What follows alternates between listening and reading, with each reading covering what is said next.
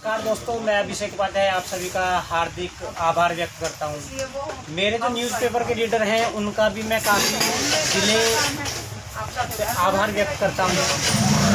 जैसे कि आपको पता है, हम किसान आंदोलन में आए हुए हैं। किसान आंदोलन का हम कवरेज करते रहे हैं।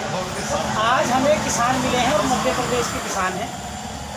मध्य प्रदेश में जहाँ पर भी बीजेपी सरकार है वहाँ पर भी किसानों के साथ अत्याचार जारी है और भ्रष्टाचार अपने चरम सीमा पर है। मध्य प्रदेश में क्या भ्रष्टाचार हुआ है किसानों के साथ? जमीनों को उद्योगपतियों को बेचा जाता है, उन्हें फ़ायदा पहुंचाने के लिए बेचा जाता है और औने पौने रेट में बेचा जाता है। केवल मकसद एक ही है कि उद्योगपतियों को अमीर बनाया जाए और गरीब को और ज़्यादा गरीब बनाया जाए। किसान हैं, उनसे जानेंगे कि क्या मामला है जी। बताइए आपका परिचय देना। मेरा नाम नंदकिशोर डाले है।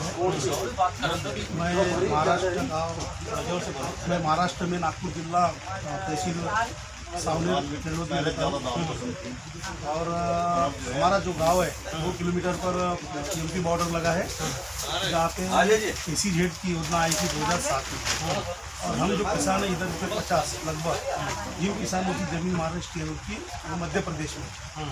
अब ये जो घोटाला है, ये जिस प्रकार से मध्य प्रदेश में व्यापक घोटाला हुआ है उससे भी बढ़कर बोली है या उस समान ही बोली है, उस प्रकार का घोटाला हुआ है।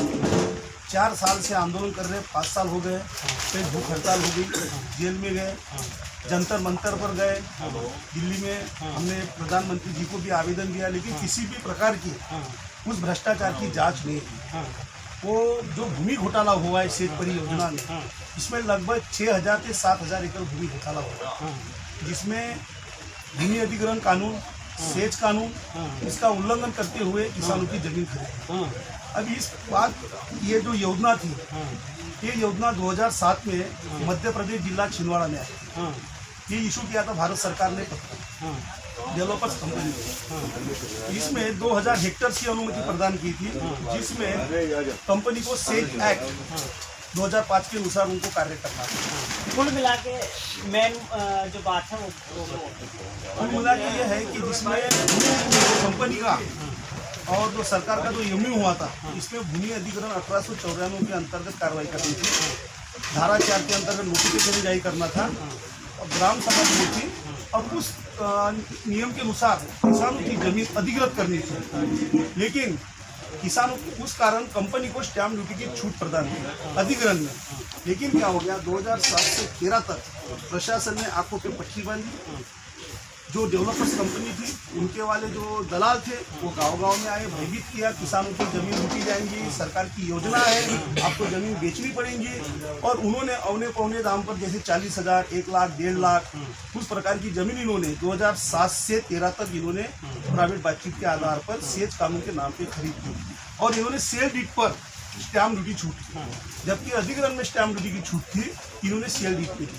जब हमने RTI में कलेक्टर से पूछा, SDM से पूछा, ट्राइफेड को पूछा, तो उन्होंने बताया कि हमने किसी प्रकार की प्राइवेट बातचीत के आधार पर कंपनी को जमीन खरीदने की अनुमति नहीं दी है। जब आपने अनुमति नहीं दी है तो स्टैम्प ड्यूटी की छूट कंपनी को किस प्रकार दी?